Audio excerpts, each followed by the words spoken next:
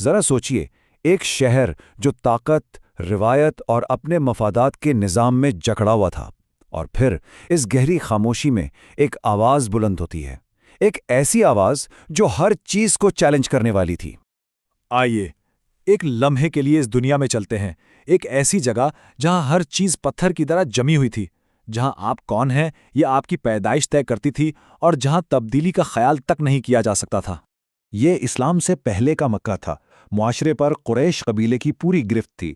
ان کی معیشت کا سارا دار و مدار کعبہ میں رکھے بتوں اور سالانہ حج کے کاروبار پر تھا۔ ان کا سماجی نظام قبائلی وفاداریوں پر کھڑا تھا، جہاں اصل طاقت چند بڑے خاندانوں کے پاس تھی، اور ان کا مذہب وہ بس باپ دادا کی پرانی روایتوں اور عقیدوں کا نام تھا۔ اور پھر اسی سسٹم کے دل میں ایک پیغام گونجتا ہے جو ہر چیز پر سوال اٹھا دیتا ہے۔ یہ آواز تھی محمد صلی اللہ علیہ وسلم کی، جو ایک بنیادی سچائی کا اعلان کر رہی تھی: اللہ کے سوا کوئی عبادت کے لائق نہیں۔ کئی سال تک یہ پیغام صرف خاص لوگوں تک خفیہ طور پر پہنچایا جا رہا تھا، لیکن اب وقت آ گیا تھا کہ سچائی کو کھلے عام پیش کیا جائے۔ اللہ کا حکم آیا، اپنے قریبی رشتہ داروں کو اور پھر سب لوگوں کو خبردار کریں۔ یہ صرف ایک دعوت نہیں تھی، یہ تو ایک انقلاب کا اعلان تھا۔ اس حکم کے بعد نبی صلی اللہ علیہ وآلہ وسلم نے کوہ صفا پر چڑھ کر مکہ کے سب لوگوں کو بلایا، اور اپنا اصل پیغام دینے سے پہلے انہوں نے ایک بہت سادہ لیکن گہرا سوال پوچھا۔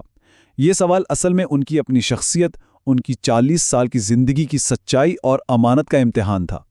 مجمع کا جواب ایک تھا، اور اس میں کوئی شک نہیں تھا۔ 40 سال سے وہ سب محمد صلی اللہ علیہ وسلم کو الصادق الامین، یعنی سچے اور امانت دار کے نام سے جانتے تھے۔ ان کے بدترین دشمن بھی ان کی سچائی کی گواہی دیتے تھے، اور یہ گواہی اگلے لمحے کے لیے بہت بہت ضروری تھی۔ اور پھر وہ الفاظ ادا ہوئے جنہوں نے تاریخ کا رخ بدل دیا۔ توحید کا پیغام، یہ اعلان تھا کہ انسانوں کے بنائے یہ سارے بت بیکار ہیں، اور اصل طاقت صرف اور صرف ایک اللہ کے ہاتھ میں ہے۔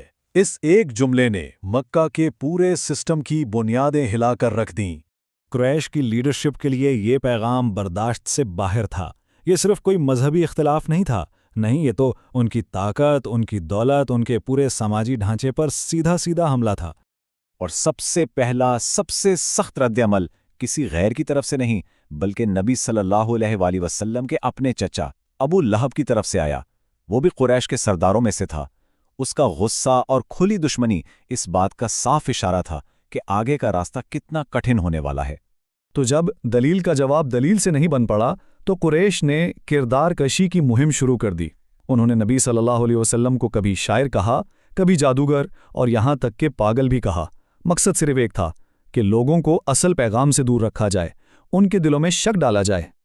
لیکن یہاں ایک سوال پیدا ہوتا ہے، آخر قریش کو اس ایک پیغام سے اتنا بڑا خطرہ کیوں محسوس ہوا؟ اس کی جڑیں بہت گہری تھیں، جو ان کے پورے وجود سے جڑی ہوئی تھیں۔ اس کی 3 بڑی وجہیں تھیں۔ پہلی، معاشی خطرہ۔ مکہ کی پوری اکانومی کعبہ کے گرد گھومتی تھی، جہاں پورے عرب سے لوگ اپنے اپنے بتوں کی پوجا کرنے آتے تھے۔ توحید کا سیدھا مطلب تھا کہ یہ منافع بخش کاروبار ختم۔ دوسری، سماجی خطرہ۔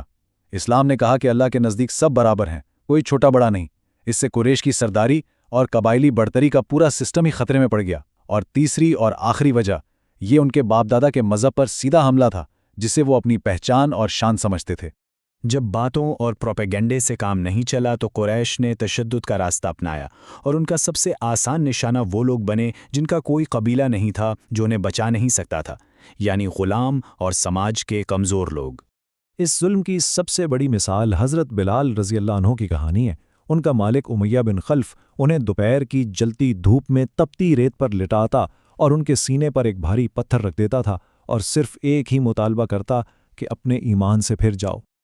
لیکن اس شدید تکلیف اور اذیت کے باوجود حضرت بلال کی زبان سے صرف ایک ہی لفظ نکلتا تھا: احد احد، یعنی اللہ ایک ہے۔ ان کا یہ جواب ایمان کی اس طاقت کی علامت بن گیا جو جسمانی درد سے کہیں زیادہ مضبوط ہوتی ہے۔ جب ظلم بھی کام نہ آیا تو قریش نے لالچ دینے کی کوشش کی۔ انہوں نے نبی صلی اللہ علیہ وسلم کو مکہ کی بادشاہی، اتنی دولت جس کا کوئی حساب نہیں، اور ہر وہ چیز دینے کی پیشکش کی جس کا کوئی انسان خواب دیکھ سکتا ہے۔ لیکن جواب صاف اور دو ٹوک تھا۔ یہ جواب بتاتا ہے کہ یہ مشن کسی دنیاوی فائدے کے لیے تھا ہی نہیں، بلکہ اس کا مقصد بہت بلند تھا۔ اب جب ہر کوشش ناکام ہو گئی تو قریش نے اپنا آخری اور سب سے ظالمانہ قدم اٹھایا۔ انہوں نے نبی صلی اللہ علیہ وسلم اور ان کے پورے خاندان بنو ہاشم کا مکمل سوشل اور اکنامک بائیکاٹ کر دیا۔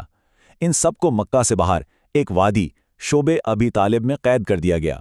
یہ بائیکاٹ 1-2 دن نہیں، پورے 3 سال تک جاری رہا۔ یہ ایک لمبی اور دردناک آزمائش تھی۔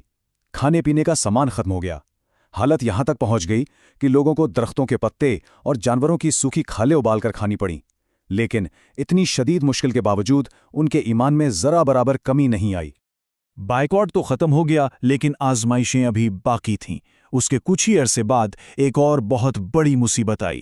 اسی سال نبی صلی اللہ علیہ وسلم نے اپنی زندگی کے 2 سب سے بڑے سہارے کھو دیے۔ ان کی سب سے وفادار بیوی حضرت خدیجہ اور ان کے محافظ چچا ابو طالب دونوں اس دنیا سے چلے گئے۔ مکہ میں دشمنی بڑھتی جا رہی تھی اور اپنے بھی ساتھ چھوڑ گئے تھے۔ اس کے بعد نبی صلی اللہ علیہ وسلم امید کی ایک نئی کرن لے کر قریبی شہر طائف گئے۔ انہیں لگا شاید وہاں کے لوگ اس پیغام کو سمجھیں، لیکن طائف کا رد عمل مکہ سے بھی کہیں زیادہ برا تھا۔ نہ صرف انہوں نے پیغام کو ٹھکرا دیا، بلکہ شہر کے آوارہ لڑکوں کو ان کے پیچھے لگا دیا، جنہوں نے ان پر اتنے پتھر برسائے کہ ان کے جوتے خون سے بھر گئے۔ یہ شاید ان 13 سالوں کی جدوجہد کا سب سے تاریک لمحہ تھا۔ اتنی جسمانی اور ذہنی تکلیف کے عالم میں جب فرشتوں نے آ کر کہا کہ اگر آپ چاہیں تو اس پوری بستی کو تباہ کر دیا جائے، تب بھی انہوں نے ان کے لیے بددعا نہیں کی، بلکہ انہوں نے ان کی آنے والی نسلوں کے لیے ہدایت کی دعا کی۔ یہ ان کی رحمت کی ایک ناقابل یقین مثال ہے۔ جب ہر طرف سے اندھیرا اور مایوسی نظر آ رہی تھی تو امید کی ایک ہلکی سی کرن ایک بالکل غیر متوقع جگہ سے نظر آئی۔ شمال میں ایک شہر تھا، یتھرب، جسے ہم آج مدینہ کے نام سے جانتے ہیں۔ وہاں یہ پیغام آہستہ آہستہ اپنی جگہ بنا رہا تھا۔ تو اب کہانی ایک نئے موڑ پر آ کھڑی تھی۔ مکے کے سارے دروازے بند ہو چکے تھے، لیکن ایک نیا دروازہ کھل رہا تھا۔ مگر اس نئے راستے پر چلنے کے لیے ایک بہت بڑی قربانی دینی تھی۔ اپنا گھر، اپنا شہر، اپنی ہر یاد کو پیچھے چھوڑنا تھا۔ کیا یہ قدم اٹھایا جائے گا؟ یہی وہ فیصلہ تھا جو نہ صرف اسلام بلکہ پوری دنیا کی تاریخ کو ہمیشہ کے لیے بدلنے والا تھا۔